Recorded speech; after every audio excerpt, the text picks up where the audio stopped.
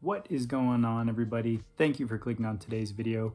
We're gonna mix things up a little bit because I was looking at my channel's analytics, something I don't really do too often, and realized I am at 801, I think, as of right now, subscribers, which is awesome. It's cool because I think a lot of my viewers and a lot of my subscribers started watching me or following my videos because I did a video on another channel talking about my Peters Bros Raiders hat, which has brought me so many friendships and relationships and so many cool things. So I figured to kind of celebrate the occasion, I would do a question and answer video. So that way, for anyone who cares to, you can learn a little bit about me outside of Indiana Jones gear and the occasional snake and scorpion video. This was kind of a last minute impromptu idea, so I just Googled get to know your coworkers in 101 questions and picked the first one I saw and the first 10 questions. So I'm gonna go through my list here and yeah, hopefully it's interesting. Going through here, some of these questions are kind of lame, so I'll tell you some stories and try to spice it up as best I can. So we'll start with number 10. What subjects did you enjoy most in school? My favorite subjects were history and dramatic literature. I think the teacher, whatever teacher you have, kind of makes or breaks the class.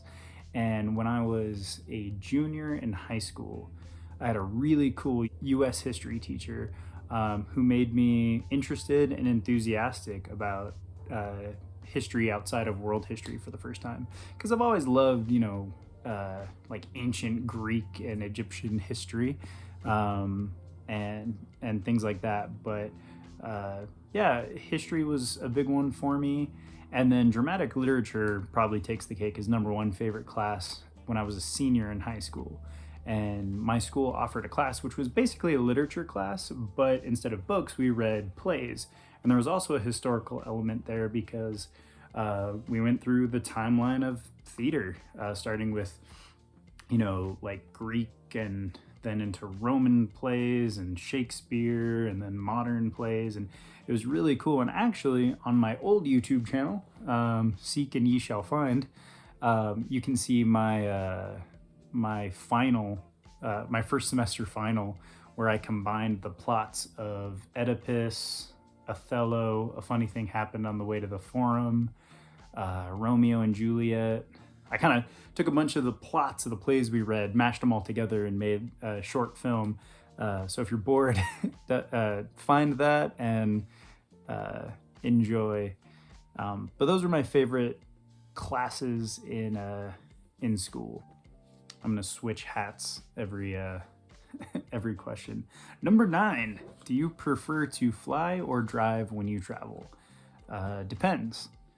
Depends on where I'm going and who I'm seeing or who I'm going with. I really like to drive if there's good music and good podcasts to listen to.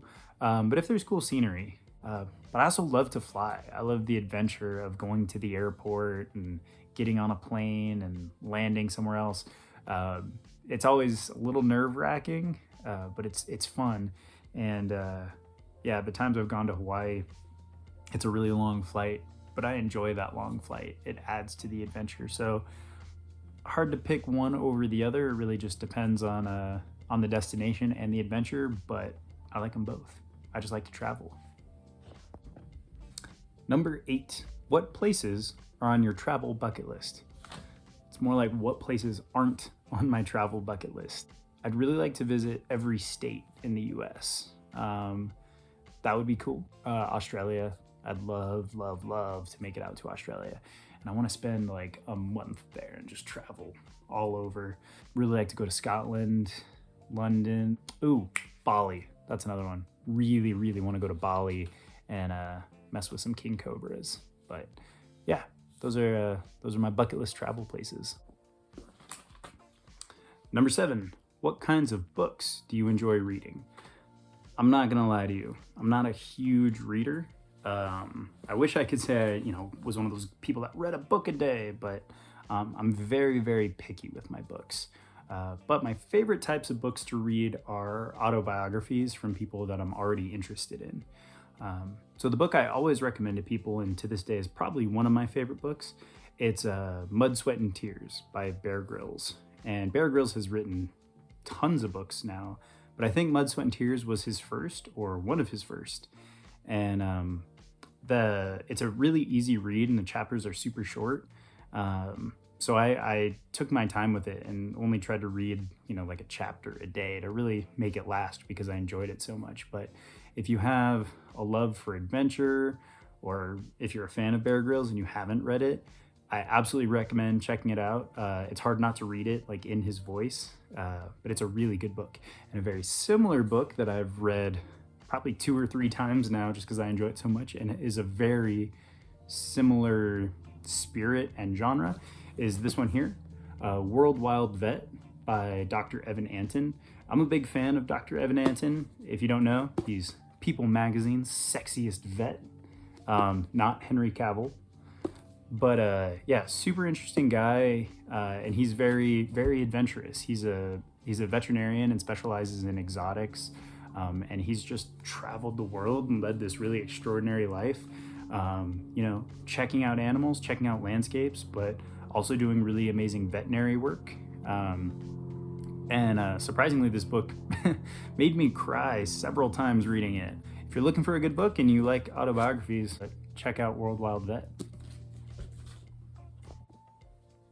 Number 6, what is your favorite meal to cook yourself? I guess there's a couple ways to answer that question. Something I eat basically every day is ground bison and dragon fruit. That's my go-to dinner.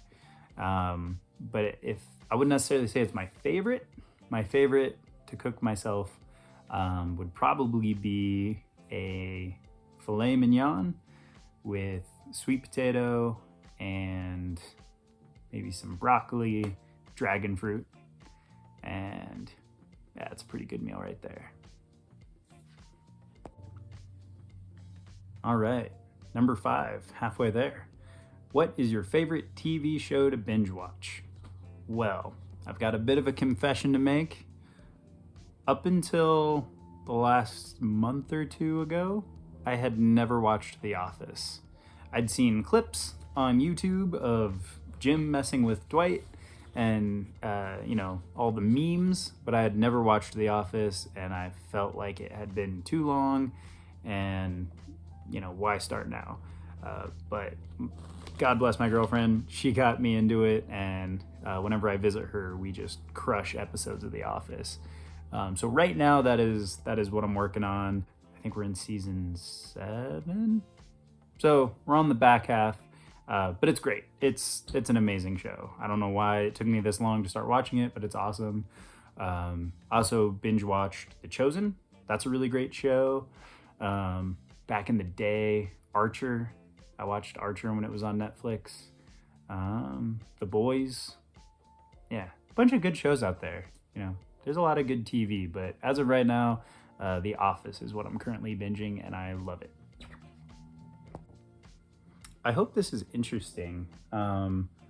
If you like this, please consider hitting the like button and drop some comments below with some questions you'd like me to answer, and maybe we'll do this again when we hit 1,000 subscribers.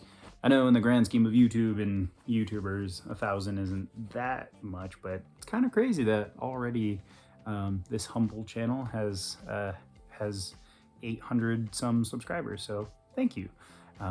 Back to the questions. All right, number 4. Are you an animal person? Big time animal person. Growing up, my family had a huge menagerie. We had dogs, horses, snakes, lizards, turtles, you name it.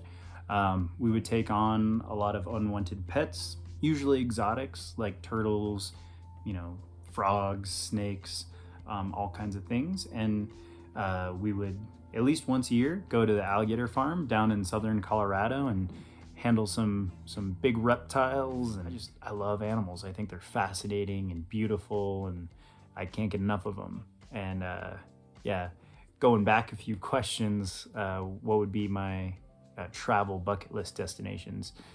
They all kind of revolve around animals. Like if I went to Australia, I'd love to go to the Northern Territory and see, you know, wild saltwater crocodiles, but also the red center, and, you know, find some of and the deadliest snakes in the world. I'd love to go to Bali and, you know, see wild king cobras. I'd love to go to Thailand and interact with elephants, and, you know, go to regions of Africa and see troops of gorillas. Like, I love animals.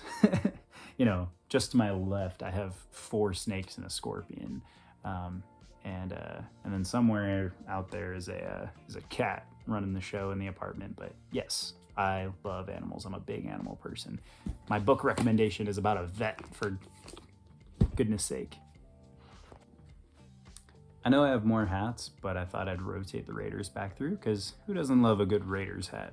Shout out to Jason from Fedora Raiders. All right, number 3. Do you consider yourself an introvert or an extrovert?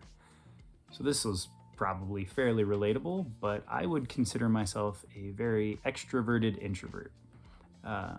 More often than not, I enjoy a nice quiet evening. I appreciate my alone time and my downtime.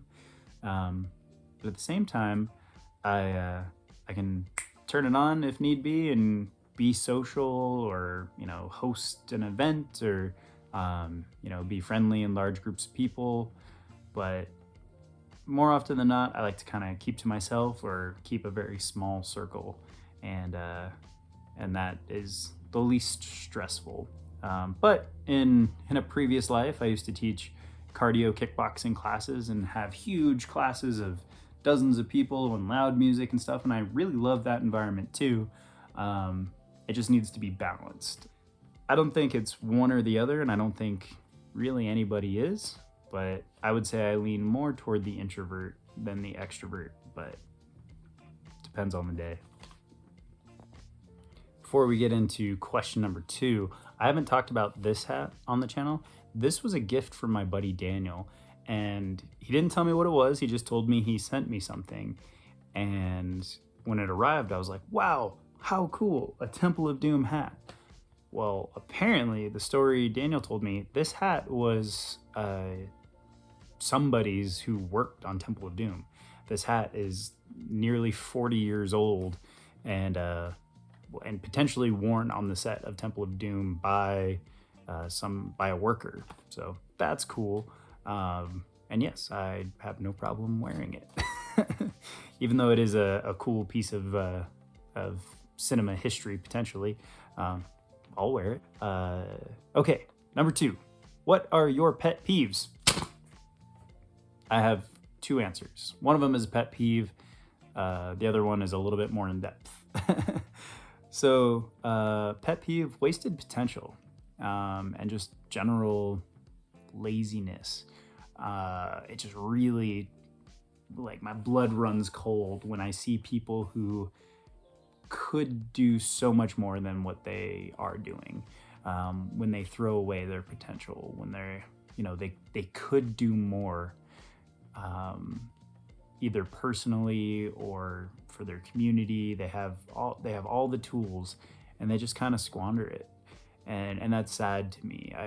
I want to see people maximize their potential and do good in the world. Like, not to sound corny, but I think that's important. I believe in hard work, and I believe in pushing your own limits. And too often I see people with amazing gifts, amazing abilities, and they just do nothing with it, and they don't push their limits. So when life kicks them down, they don't have any legs to stand on. Or if people close to them need them, they don't have the resources to help them out. And, you know, I'm guilty of that personally, and it's something I'm always trying to work on every day. But yeah, when people just kind of squander their own potential, it bums me out. Other pet peeve, I have misophonia. So I guess my pet peeve is misophonia ignorance. And if you don't know, misophonia is that thing where some people, if you know you will relate to this 100%, and if you don't, you won't get this at all. You can be triggered by a lot of different things, but for me, it's the sound of people chewing. And it's not just me being sensitive, it's a real thing that you can be diagnosed with, and it causes a sense of panic and anxiety and rage. And it's something you can't control. And for years, I was always telling myself, you know, that's my problem. If someone else is chewing and it bothers me, that's my issue. You know, it's rude of me to put that on them, which is true to a sense, but I can't really talk myself out of the feeling and the panic that I feel when I experience that, and it's really hard. And I try to suppress it, but yeah. And so I guess the pet peeve would be misophonia ignorance. And I always try to be respectful when I bring it up. I don't want to, you know, make anyone feel called out, or I don't want to hurt anyone's feelings if I bring it up. When I try to explain it to people who don't understand misophonia, it's like they just think I'm being, you know, an a-hole. But it's like, no, you if you don't have it, you don't understand. And I've tried to research it and get more clarity. And one of the things that can exacerbate it, make it worse, or potentially cause it, there's no concrete evidence at this time where it comes from, but traumatic brain injuries and concussions apparently can make it worse. And Lord knows I have had too many of those. So I try to do my best to not burden other people with it. But that's a pet peeve. Chewing noises. Before we get into our last question, I would just like to take a second and thank you for being here. Especially if you've watched this long rambly video up until this point, I appreciate you. And I appreciate you in general for watching, for subscribing.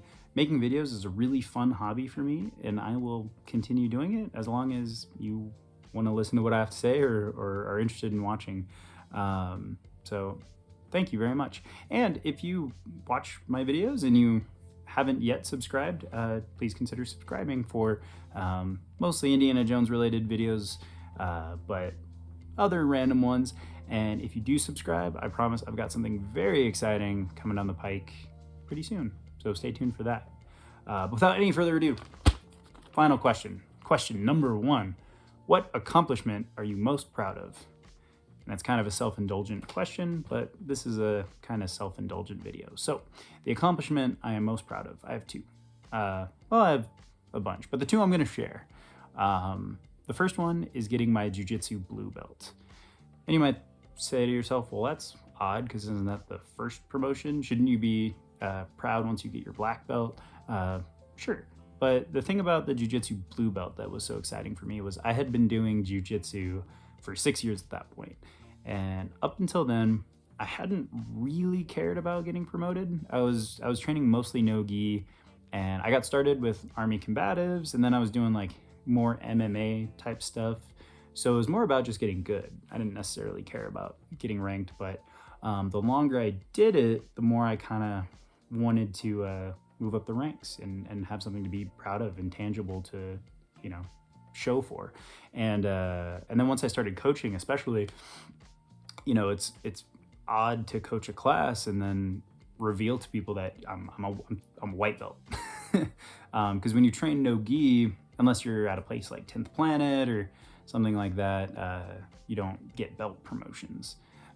So I'd been training for a while, and once I found a coach to train under, a really cool black belt named Howie, after a little bit, he promoted me to my blue belt.